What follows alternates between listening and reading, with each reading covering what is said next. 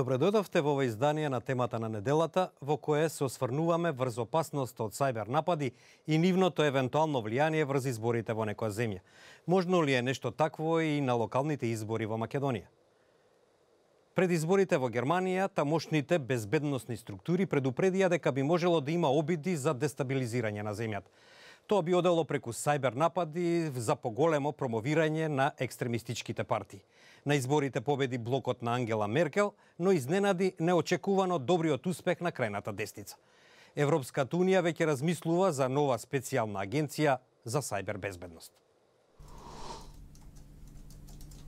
Германија беше на највисоко ниво на тревога пред изборите на 24 септември, поради можни сајбер напади или сомнителни протекувања информации во кои би биле вмешани странски земји. Германската агенција за сајбер заштита соопшти дека е имплементирала серија безбедносни алатки во софтверите на машините за пребројување на гласовите. До ова дојде откако биле откриени известни недостатоци кај овие машини кон крајот на јули.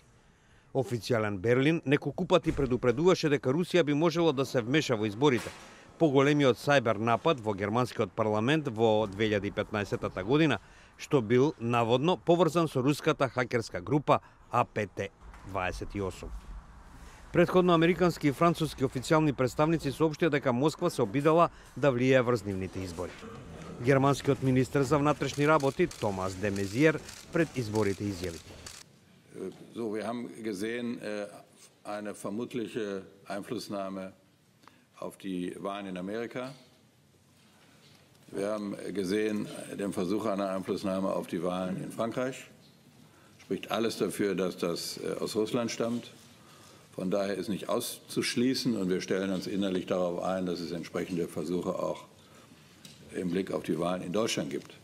До оваа негова изјава дојде откако било утврдено дека имало недостиг на мерки за заверка при преносот на резултатите од гласањето.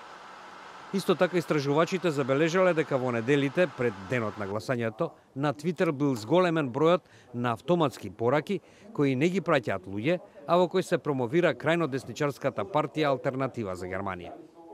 Кевин Боцек, подпредседател на една фирма за стратегиско разузнавање со седиште во Соединетите држави, вели дека хакерските напади стануваат се пософистицирани.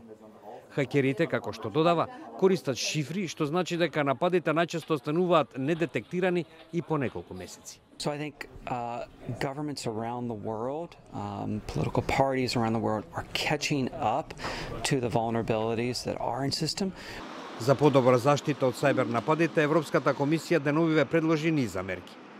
Андрус Ансип, еврокомесар за единствен дигитален европски пазар, вели: Cyber attacks are becoming more frequent, imaginative and global. Europe needs to be able to respond to them 24/7 in all countries. So we are working to address differences between EU countries in their cyber readiness. Европската комисија предложи сегашната Европска агенција ЕНИСА, со седиште во Грција, да се претвори во вистинска агенција за сајбер безбедност на Европската унија. Што се однесува до Македонија, експертите велат дека не е можна некаква сајбер закана на предстојните локални избори, со оглед на тоа што информатичката технологија кај нас воопшто не се користи за гласање. Сепак, како што додаваат, сајбер напади се можни врз веб страниците на партиите и на кандидатите, како и врз нивните профили на социјалните мрежи. Целта е јасна – да се влијае врз мислењето на гласачите. Македонија е далеко од ризикот кој го носи информатичката технологија при едни избори. Во безбедноста на информатичките системи не може да се каже дека нешто е 100% сигурно, но во земјава информатичката технологија не се употребува за време на гласање. Па затоа Македонија не е подложна на добро познатите сајбер напади за време на избори за кои се зборува во медиумите и од кои има последици. Ние се уште се ослонуваме на стариот начин во Македонија, оној начин каде што имаме класично пенкало, класични ливчиња и човечки фактор, кој што влијае врз пребројувањето и утврдувањето на фактичката состојба за бројот на гласови на секој избирачко место и сублимирање на истите повторно во една централна точка. И тука да напоменам дека се остава можност за пребројување, повторување, повеќе контроли кои што го активираат човечкиот фактор.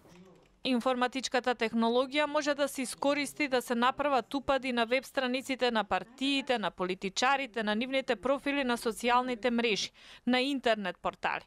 Но тоа не е директно поврзано со денот на избори, туку повеќе со влијанието врз гласачкото тело, и тоа повеќе спаѓа во делот на лажни вести, заменување на мислењето на одредена група граѓани, вели Пиперевски.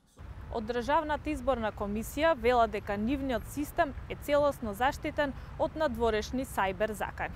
Ако се случи од општинските комисии да внесат погрешни податоци од гласањето, тоа отправени може да го измами системот, но потоа постојат неколку фази на контрола и грешките лесно се наоѓаат.